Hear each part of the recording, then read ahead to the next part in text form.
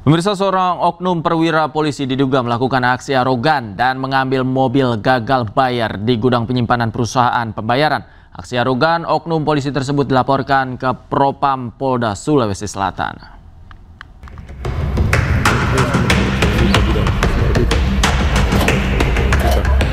Seorang oknum perwira polisi, anggota Polsek di Kota Makassar, Ibtu Rijal, diduga melakukan aksi arogan dan menjemput paksa salah satu pimpinan perusahaan Mitra Finance untuk mengambil mobil yang tidak membayar angsuran di gudang penyimpanan mobil. Ibtu Rijal meminta mobil yang disimpan di gudang untuk diserahkan kepada dirinya tanpa melalui prosedur yang berlaku. Saat beraksi, Ibtu Rijal bersama sejumlah anggota lainnya tidak bisa menunjukkan surat tugas. Aksi ini pun dilaporkan pihak perusahaan ke Propam Polda Sulsel dan meminta Ibtu Rijal diberi sanksi kode etik. Dalam hal ini ada dua laporan Pak, satu dari MPM Finance terkait kesewenang-wenangan penyidik tadi, upaya penjemputan paksa unit, dan dari PT Delta upaya penjemputan direkturnya. Sementara itu, Ibtu Rijal membantah melakukan jemput paksa terhadap pimpinan perusahaan Mitra Finance dan bersikap arogan. Dirinya mengatakan pimpinan perusahaan pergi bersama dengan sukarela tanpa ada paksaan. Menurutnya, menekan mobil di gudang penyimpanan dilakukan karena adanya aduan masyarakat terkait dugaan pencurian uang milik korban di dalam mobil. Justru saudara Z ini langsung menyapa kami tanpa sama kami untuk tegur dia. Langsung menyapa kami, Pak Kadit Reskrim, kalau unit mobil yang kita cari, ayo saya tuntun dan saya tunjukkan ke tempatnya di mana. Dari sehingga menurut saya kondisi itu tidak ada upaya paksa. Justru saya tegaskan bahwa dialah yang membantu kami untuk mengungkap penyelidikan kami.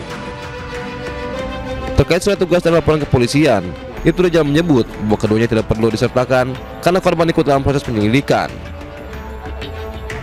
Dari Kota Makassar, Sulawesi Selatan, Muhammad Nurboni, iNews melaporkan.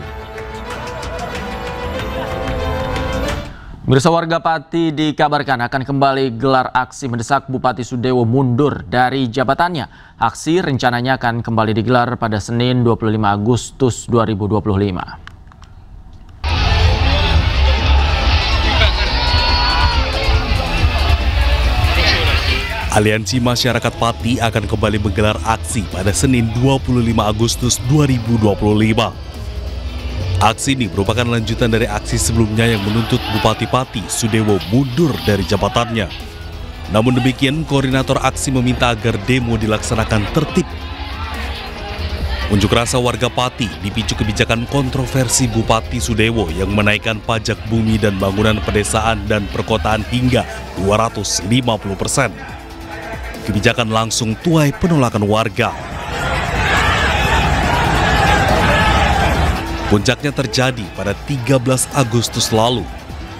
Lebih dari 50.000 warga datang ke Pendopo Bupati mendesak agar Sudewo mundur dari jabatannya. DPR pun kemudian membentuk pansus angket untuk memakzulkan Bupati Sudewo. Pansus hak angket akan bekerja maksimal dalam melakukan penggalian informasi dan klarifikasi terhadap 12 kebijakan Bupati Pati yang menuai polemik.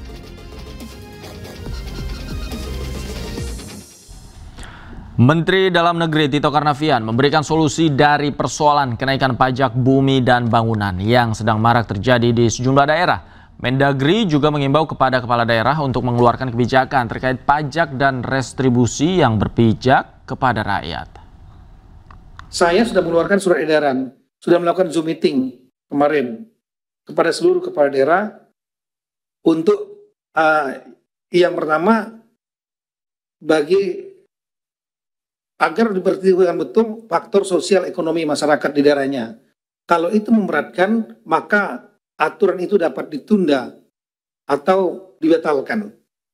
Yang kedua, saya meminta kepada seluruh daerah, ya, karena selama ini yang melakukan review adalah gubernur. Seluruh daerah, kabupaten kota, yang akan mengusulkan kenaikan, yang akan merencanakan kenaikan pajak, termasuk NJUP, penyesuaian NJUP, pajak bumi bangunan, ini harus menembuskan kepada Kemendagri, CQ, Dirjen Keuangan Daerah, agar kami juga dapat melakukan review dan memberikan masukan.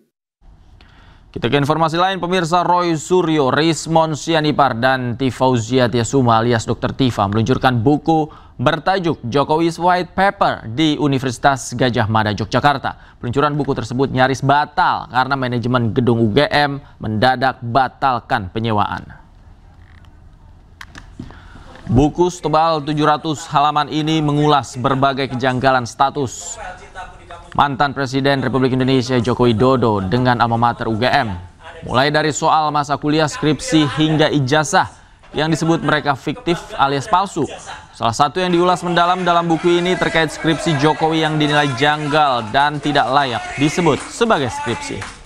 Ya, jadi artinya kita mengenal wayang itu bukan hanya sebagai bayang aja. Peluncuran buku ini nyaris batal karena pihak manajemen gedung UGM Universitas Gadjah Mada Yogyakarta mendadak membatalkan penyewaan ruang Nusantara yang biasa digunakan untuk kegiatan pertemuan. Ketiga penulis kemudian memindahkan acara peluncuran buku di ruang resto dan kafe. Namun saat kegiatan akan dimulai, lampu dan pendingin udara dimatikan hingga menuai protes dari Roy Suryo. Meski dengan kondisi gerah dan suasana agak gelap, namun acara soft launching buku berlangsung hingga akhir. Jadi isinya adalah satu, ya itu memuat dokumentasi tentang apa yang kami lakukan sejauh ini.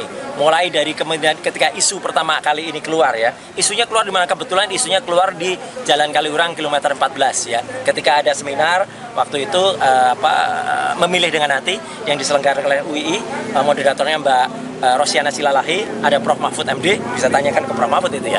Ada Buya Safi Ma'arif ya, sudah nggak ada. Kemudian satu lagi Jokowi. Waktu itu ada dialog santai gitu ya.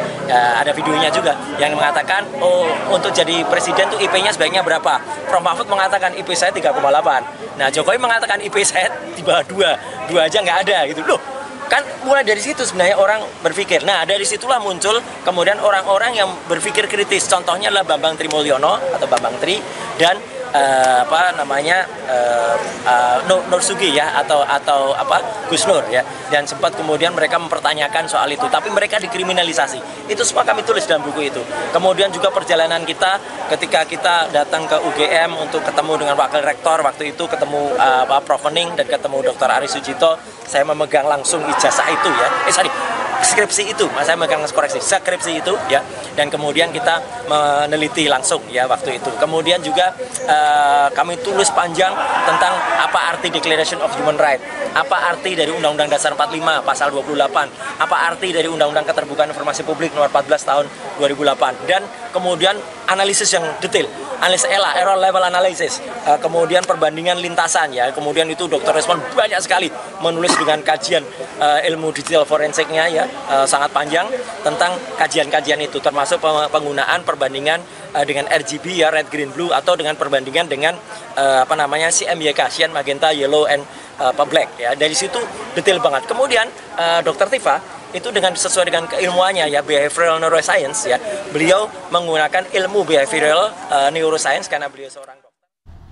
Pakar telematika Roy Suryo dan 8 orang lainnya minta penundaan pemeriksaan ke Polda Metro Jaya dalam kasus dugaan fitnah ijazah palsu Presiden ke-7 Joko Widodo.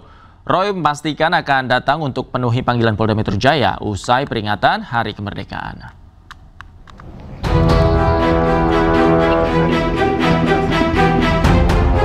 Setelah sebelumnya meminta penjadwalan ulang, pakar telematika Roy Suryo memastikan akan memenuhi panggilan Polda Metro Jaya pada tanggal 21 Agustus 2025.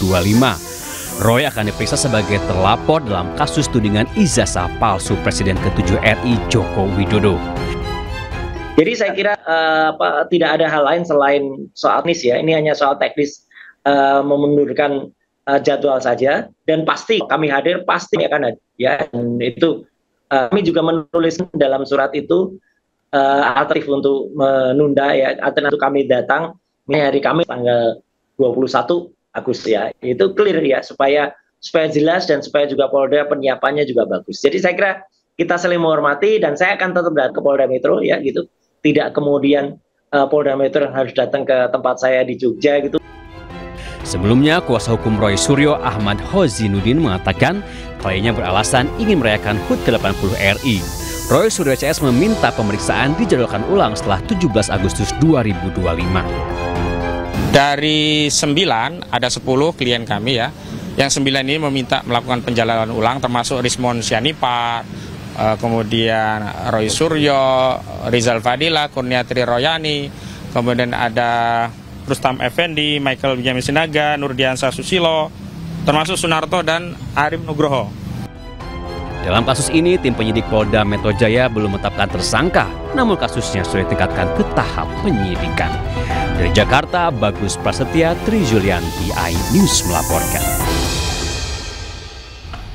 Ketua KPK mengungkap akan segera menetapkan tersangka dalam kasus dugaan korupsi kuota haji. KPK juga telah memeriksa dan menggeledah sejumlah lokasi untuk mencari bukti, termasuk di rumah mantan Menteri Agama Yakut Holil Qomas.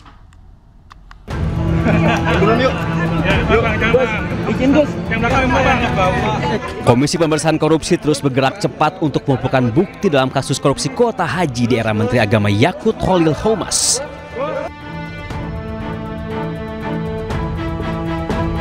Bahkan KPK menyebut akan segera menetapkan tersangka dalam kasus ini. Sebelumnya KPK telah geledah kantor Kementerian Agama dan rumah mantan Menteri Agama Yakut Holil Qomas. KPK juga telah memeriksa mantan Menteri Agama itu. KPK juga berencana memanggil sejumlah pihak yang diperlukan penyidik termasuk saksi dari jemaah haji khusus. Pemanggilan terhadap semua saksi tentu tergantung kebutuhan dari penyidik. KPK terbuka untuk memanggil siapa saja yang diduga mengetahui konstruksi perkara ini dan dapat membantu membuka dan membuat terang dari penanganan perkara ini. Ada nama yang boleh di-spill, Bang? Beberapa? Ya, belum bisa kami sampaikan. Untuk update pemeriksaan saksi dalam tahap penyidikan, kami secara rutin akan share ke teman-teman. Dugaan korupsi kuota haji telah naik penyidikan. KPK menjelaskan ada dugaan penyelewengan dalam pembagian kuota haji khusus dan kuota haji reguler.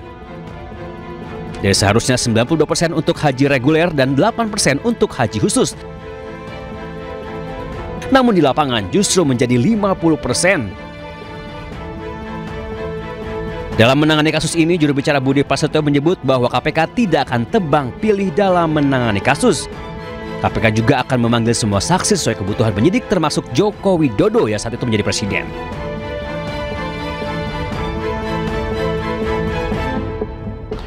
Terpidana kasus korupsi KTP elektronik Setia Novanto dinyatakan bebas bersyarat Sabtu 16 Agustus. Sebelumnya, Setia Novanto divonis 15,5 tahun penjara, namun setelah Mahkamah Agung mengabulkan peninjauan kembali atau PK, hukuman Setia dikorting menjadi 12 tahun 6 bulan.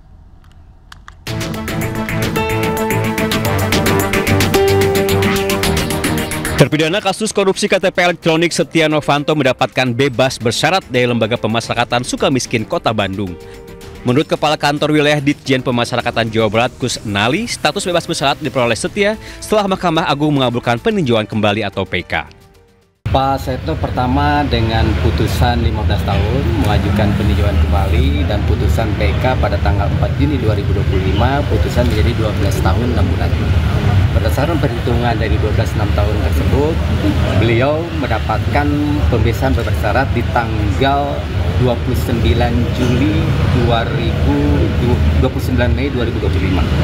Dan beliau sudah pelaksanaan pembebasan bersyarat di tanggal 16 Agustus tahun 2025. Dalam amar putusan peninjauan kembali, beliau diputus 12 tahun 6 bulan dengan denda 500 juta subsidi 5 bulan kurungan. Ditambah dengan uang pengganti 49 miliar dengan pidana 2 tahun.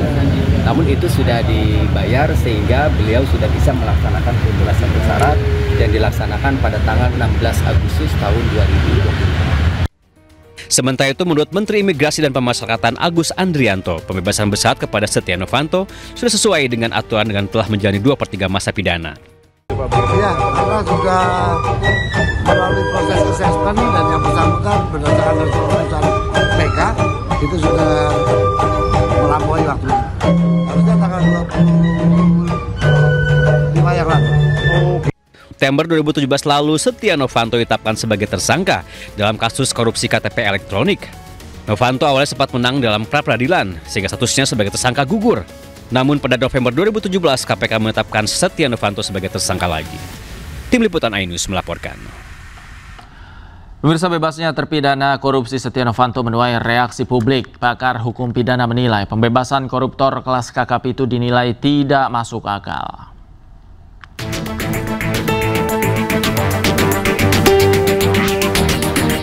Setia Novanto sepertinya menjadi orang paling berbahagia di hari kemerdekaan Republik Indonesia. Setelah 7 tahun lebih mendekam di penjara, terpidana kasus proyek KTP elektronik tahun 2011-2013 itu dinyatakan bebas bersyarat. Peristiwa berawal 24 April 2018 lalu. Pengadilan Tipikor mengganjar Setia Novanto 15 tahun penjara dan denda 500 juta rupiah. Akibat ulah Setia Novanto, negara merugi hingga 2,3 triliun rupiah. Namun pada 4 Juni 2025, Mahkamah Agung mengabulkan peninjauan kembali atau PK, sehingga hukuman bagi Setia Novanto di Korting menjadi 12 tahun 6 bulan penjara. Setelah menjalani 2/3 dari masa tahanan, 16 Agustus 2025, Setia Novanto akhirnya melenggang bebas. Menurut Abdul Fikar Hajar, pembebasan koruptor kelas kakap ini dinilai tidak masuk akal. Apa urgensi orang bersalah diturunkan dari 14 menjadi 12? Apa urgensi seorang koruptor yang sudah dihukum oleh pengadilan yang mempunyai kekuatan tetap kemudian diajukan PK dikurangi menjadi 2 tahun? Padahal tidak merubah dia bersalah atau tidak bersalah. Dia tetap bersalah. Gitu. Ini yang menurut saya menjadi perhatian kita ke depan gitu. Setali tiga uang, peneliti Transparency Indonesia Agus Sarwono juga menilai pemberian remisi dan pembebasan bersyarat bagi Setia Novanto tidak memberikan efek jerah dan menjadi presiden buruk bagi penegakan hukum Indonesia. Seharusnya remisi itu dikecualikan bagi narapidana kasus korupsi. Dengan demikian efek jerah akan semakin terwujud gitu ya. Nah, dalam konteks ini semakin nampak bahwa pemerintah rasanya tidak serius dalam penanganan isu korupsi di Indonesia. Walaupun sudah dinyatakan bebas bersyarat, namun Setia Novanto masih dikenakan wajib lapor hingga April 2029. Ia juga dilarang menjadi pejabat publik hingga 2031. Tim Liputan iNews melaporkan.